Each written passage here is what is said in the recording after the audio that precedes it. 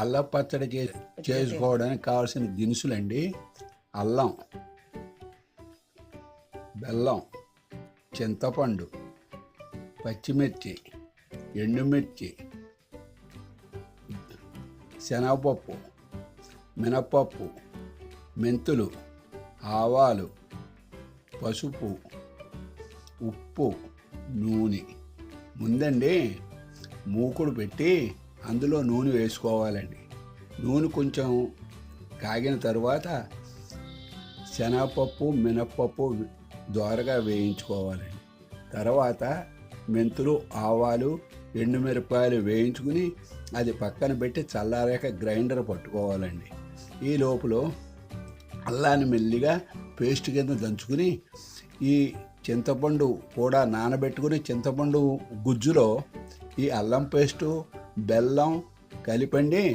ఈ వేయించుకున్నటువంటి తగినంత ఉప్పు, పసుపు వేసుకుని ఈ వేయించుకున్నటువంటి ఆవాలు, మెంతులు, శనగపప్పు, మినప్పప్పు, ఎండుమిరపకాయ వేయించుకున్నటువంటి కారప్పొడిని ఆ యొక్క చింతపండు నానబెట్టినటువంటి చింతపండు మొగ్గులో అల్లం, బెల్లం, ఈ యొక్క కారం కలుపుకొని వేయించుకుంటేనండి ఇది ఇడ్లీల్లోకి, గారెల్లోకి, దోశల్లోకి వేసుకుని తింటే చాలా రుచిగా ఉంటుందండి. ఇదిగోండి నూనె వేస్తున్నాను.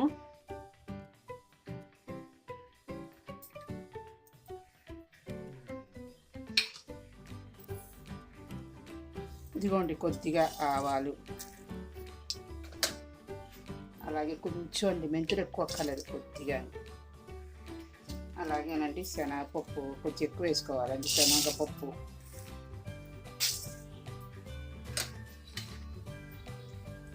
అలాగేనండి పొట్టు మినపప్పు వేస్తాను నేను. పొట్టు మినపప్పు,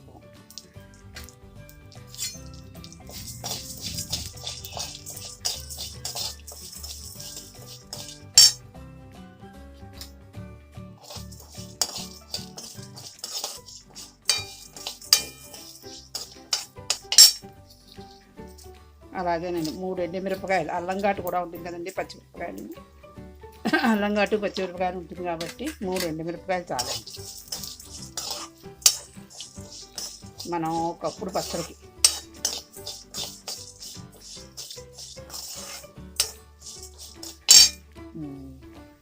పోపు వేగిపోయిందండి. పోపు వేగిపోయింది, మిక్సీ పెట్టేస్తానండి. ఇదిగోండి చింతపండు ఇలాగా నానబెట్టేసుకుని ఇలాగా పులుసులా తీసుకోవాలండి. ఇలాగా పులుసులా తీసుకోవాలండి చింతపండు. అది చూసారా, తక్కువ అది ఉంటుంది కాబట్టి అలా తీసుకుని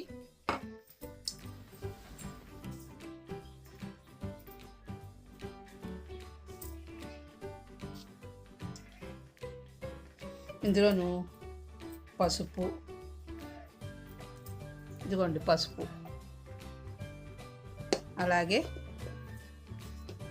ఉప్పు అండి, అలాగే ఉప్పు,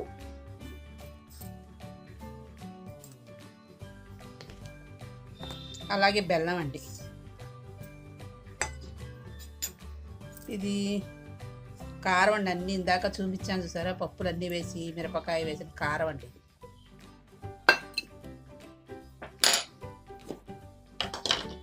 ఇలా అలాగే ఇలా అగోనండి. ఇది అల్లం, పచ్చిమిరపకాయ పేస్ట్ అండి.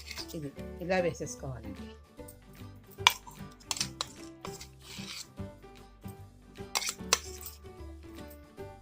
వేసేసుకుని ఇది మనం ఇలా కలిపేసుకోవడమేనండి.